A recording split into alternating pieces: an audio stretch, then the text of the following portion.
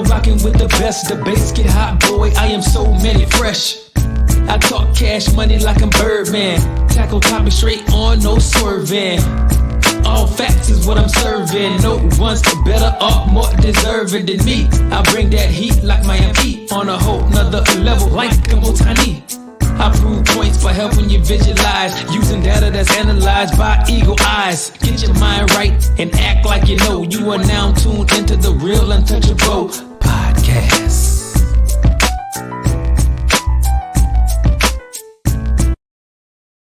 Hey, what to do, Sports World? Welcome to the Real Untouchable podcast with me, Ray Diggs. I got a great segment for you all, man. I want to give you all my top 25 after week one.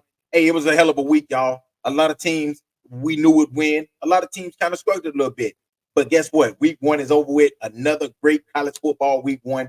But hey, before I get started, man, make sure you hit the like button, the subscribe button, and also the share button. And make sure y'all give me your feedback on this segment. Okay. And like I said, I wanted to start off from the 25th, but I'm going to start off from the number one team in the nation. The number one team in the nation still this week will be the Georgia Bulldogs, okay? And why I got the Georgia Bulldogs, Georgia pretty much went out there, and they pretty much strengthened their position at number one, really. Pretty much wearing down the Clemson Tigers in a 31-point win. Georgia was the only team to actually schedule a top five team from a power conference, okay? And they pretty much flexed their muscles on the big stage, man. And that's what the Georgia Bulldogs did. They showed everybody why they are the number one team in the nation. My number two team is the Ohio State Buckeyes. Even though they struggled in the first half, I'm not going to move them from number two. They still took care of business. They dominated this game. Akron 52-6, and they are still the number two team in the nation. And as I looked at their schedule today, Ohio State really don't have a lot of hard games these first probably about 5 weeks, 6 weeks. Okay. So I expect for the Ohio State Buckeyes to be number two within the top two for at least the first 5 or 6 weeks. Okay. I don't think they'll move. All right.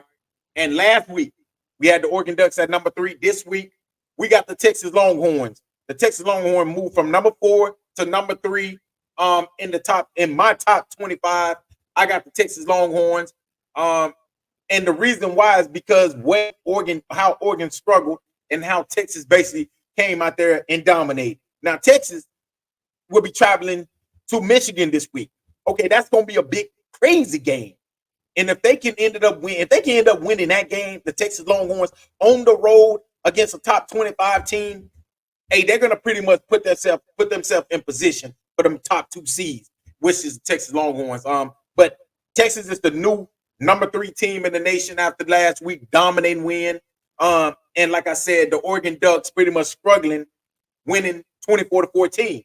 So that's why I flip-flopped these two teams. And at number 4, which is the Oregon Ducks. Okay, and the reason why I just told y'all, the reason why I moved Oregon down was because they just did not look good. Okay, it really took all they had, to beat an Idaho team that was unranked. And I just think you beating a team that you should have beat by 30, you beat them by 10, and that's why we moved the Texas Longhorn and the Oregon Ducks, okay? And I was close to flip-flopping. I was close to moving Oregon down a little bit more. As y'all see, a lot of polls dropped them down from number 3 to number 7 after that, what they did last week. So, hey, I just dropped them down one ranking. So, that's really not that bad.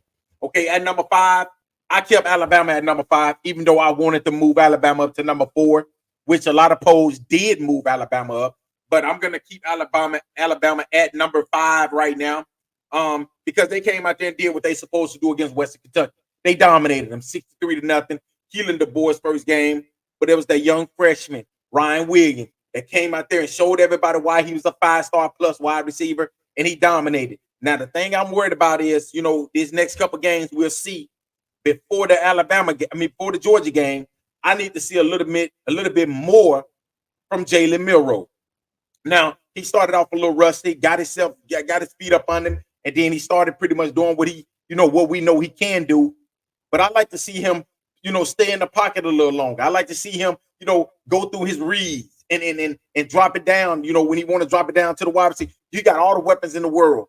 Alabama has so many weapons, so it's not like he have to run. Okay, and that's something that I want to see the next couple weeks. But right now, I got Alabama at number 5. Number 6, I got the Notre Dame Fighting Irish. Okay, Notre Dame went to College Station. I said that's a hard place to play at. It's a very difficult place to play at. It's College Station, and they went in there and they won a hard-fought victory against a really, really good Texas A&M team, and that's why I had to put Notre Dame. They jumped down, you know, from number 7 down to number 6. Okay, which is the Notre Dame Fighting Irish. At number 7, I got the Ole Miss Rebels. The Ole Miss Rebels is the number 17 in my top 25. Okay, I learned a lot. I learned a little bit from this Ole Miss team. They went out there and they put up video game numbers. Jackson Dort was dominating at halftime, throwing for 6 touchdowns, and they pretty much dominated this game. And that is what the Ole Miss Rebels need to do. If it's a team that you know should not be on the field with you, you need to dominate them. You need to show them that they shouldn't be on the field with you. And you should give them what they've been asking for, which is a 60-point beatdown by halftime, and make sure the Mercer rule is on for all the second half. And that is exactly what this team did. And I feel like Ole Miss, this team right here is going to be very dangerous. That's great. Them and another team that I'm going to talk about is going to be 2 very dangerous teams coming out of the SEC. But they are the number 7 team in the nation. Let's not at number 8. I got the Penn State, the Nittany Lions are the number 8 seed. They beat West Virginia. The game was pretty much delayed, but they pretty much did what they needed to do to beat West Virginia at West Virginia. And I was telling somebody, man, West Virginia is another one of those places that's pretty much hard to play at. But the Penn State went in there and they pretty much did what they needed to do to win this game. And they are in the top 10 again this week.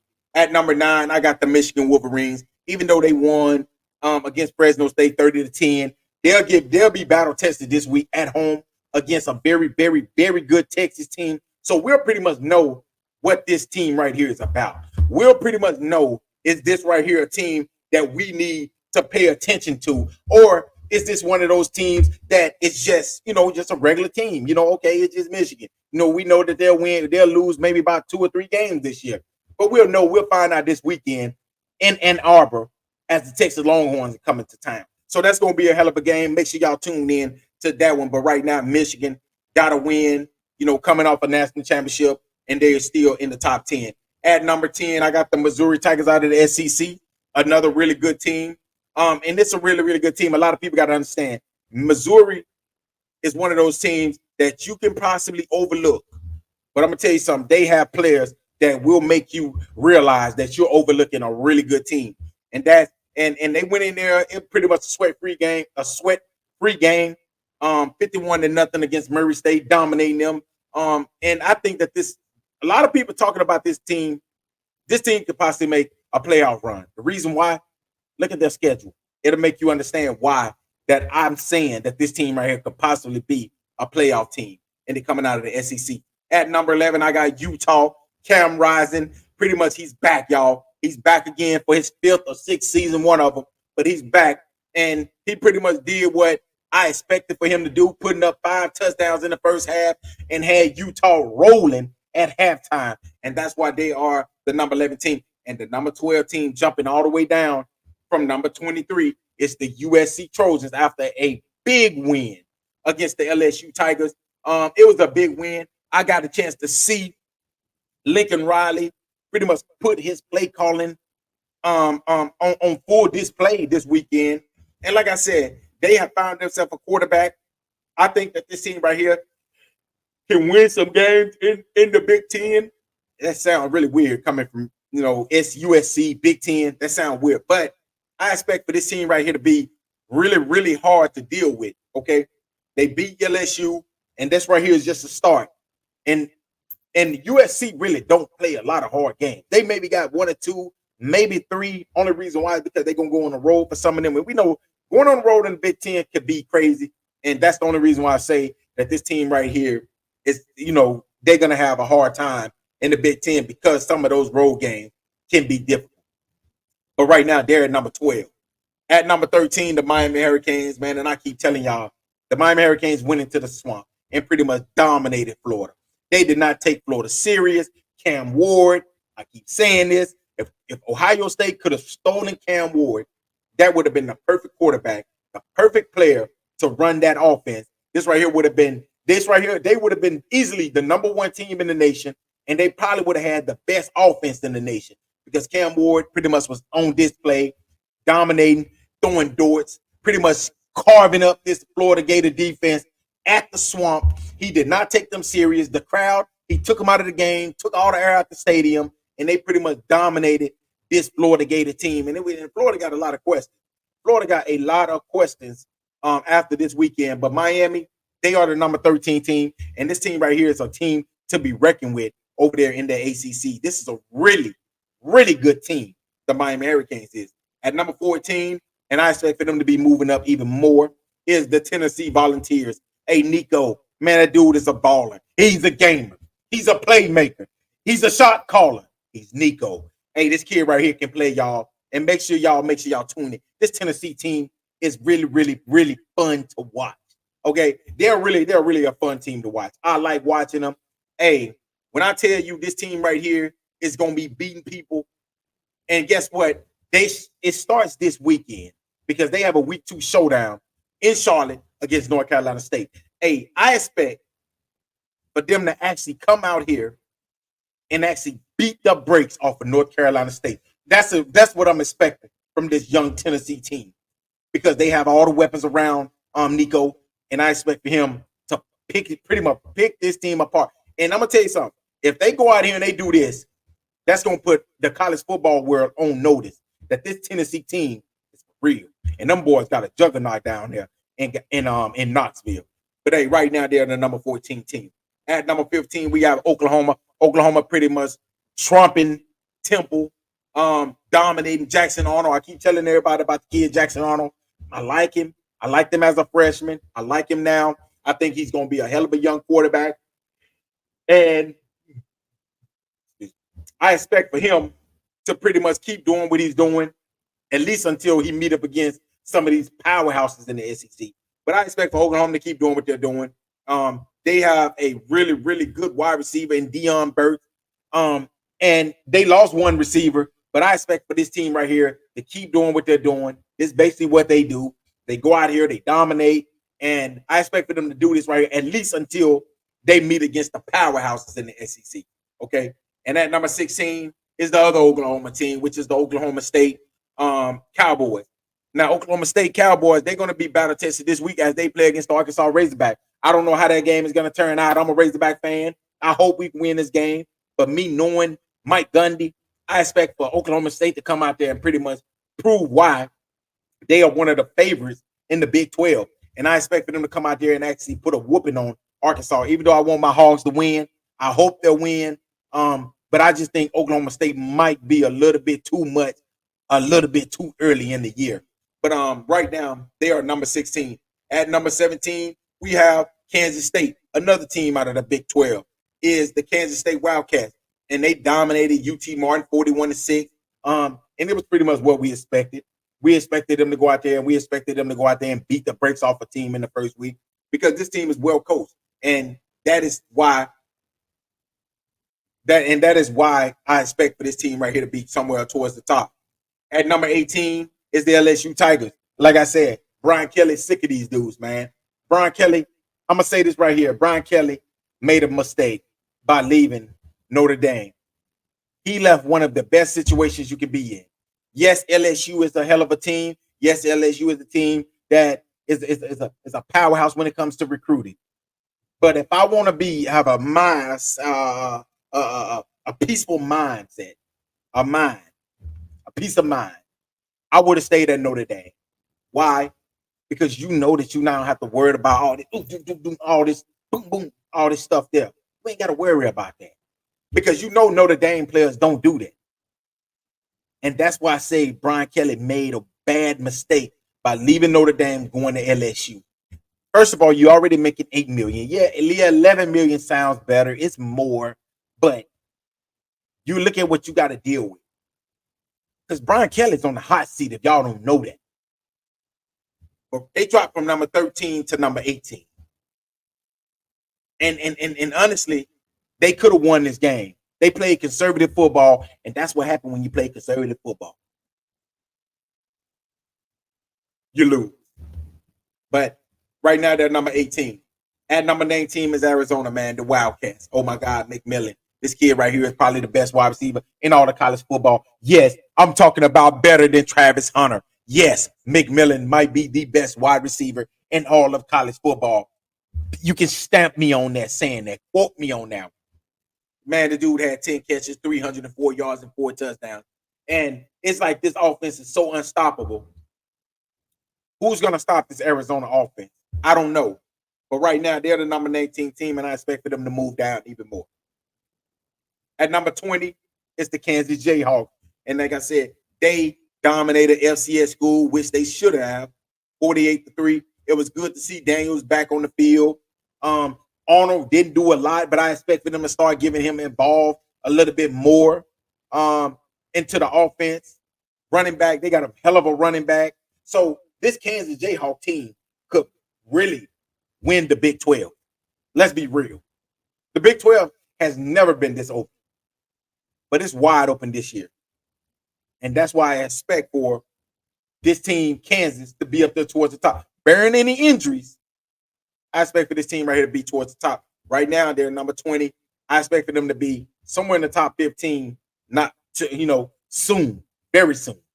Soon and very soon. At number 21, we got the Iowa Hawkeyes. Now, Iowa moved up from 25 to 21. Even though their offense only put up 6 points at halftime, they still ended up getting a 40-0 win against Illinois State. And like I tell everybody, man, Iowa always got a good defense. It's the offense that we worried about. But they got the win, and they are the number 21 team. At number 22, we got a team that was unranked last week, and that's the Louisville Cardinals. Louisville comes in at number 22 this week after beating Austin Peay 62-0. And they are now in the top 25. At number 23, we have the North Carolina State Wolfpack. That's why I keep telling y'all it's going to be a hell of a game this week between North Carolina State and Tennessee at North Carolina State. I think that, and I'm happy that they got into that top 25. So now this right here is going to be a showdown, y'all. And I'll tell y'all this right here. The voters going to have their eyes on this game. Because if Tennessee can come out here and beat a team like this, and depending on how they beat them, Tennessee could be moving up to that top 10 position. But hey, right now, North Carolina State is number 23. At number 24, we got another team that was not ranked. The Boise State Broncos. They, got a tough win against Georgia Southern. Their running back had a Aston Judy pretty much had a record-setting day, 267 yards in a 56-45 win to go in Georgia Southern. Even though you win against Georgia Southern, but I had to put them in the top 25 because they got to win. So they are the number 20. They are the number 24 team this week.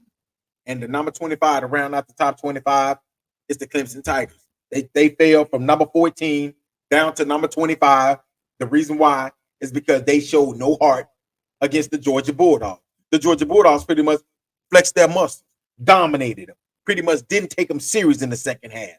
Okay, and that's why I dropped them from number 14 all the way down to number 25. Now they got a hell of a game this week. They got Appalachian State. I think they'll get a win, but that's why I dropped them down to number 25. And that's right here pretty much rounds out the Real Untouchable Podcast rated top 25 after week 1. Hey man, we had some crazy week. We had a crazy week, but nothing too crazy. But the team that I want to really watch for in week 2 is Georgia, Ohio State. Well, actually, Texas. I want to watch Texas. I want to see what will Texas do at Michigan. Hey, because we can say what we want to say. We can say that Michigan is just going to bow down. Michigan not going to bow down to Texas. Okay? We can say that Texas is going to come in there and roll over them. One thing about playing on the road is the most difficult thing in college football. Everybody know that. So we could see a possible really, really good game. Or we could possibly see a blowout. We don't know. Texas got it. Texas is riding high right now. Michigan, they got a lot going on right now, so we don't really know. So, but I can say this right here. I expect for this right here to be a really, really good game. And so next week, make sure y'all tune in to the Real Untouchable podcast, man, with me, Ray Diggs. I will be back again. We will be talking about week 3, heading into week 3. What's our big game? Getting ready to head up into that Georgia Bulldog game against Georgia versus Alabama. As y'all know, that right there going to be a barn burner when these two teams face off in Tuscaloosa in a couple weeks from now. So make sure y'all tune in for that one. Also, make sure y'all tune in. I will be talking about the Heisman Trophy candidates, okay? I will be giving y'all my 5 Heisman Trophy candidates for week 3. I'm going to wait at least 2 weeks, okay, before I can really just tell y'all who is a Heisman candidate. So make sure y'all tune in for that episode as well. Make sure y'all tune in to the Real Untouchable podcast, man. Hey, until next time, y'all have a great week. Make sure y'all be safe out there. And make sure y'all tune in again tomorrow. I will be giving y'all my division winners in the NFL. Okay, my division winners. Also, I want to talk about, can anybody in high school football stop Duncanville and DeSoto? DeSoto is one of the best teams in the nation, flexing their muscles. I want to talk about, can anybody stop these two powerhouses? Also, I want to talk about Arkansas high school football. Can anybody in 5A stop that train they call Little Rock Park? Because I'm going to tell y'all, this team right here went to Texas and beat one of their best teams in Texas. This team right here is a 5A school, but this team right here is the real deal. So make sure y'all tune in for those episodes as well. Until next time, y'all have a great week, man. Peace.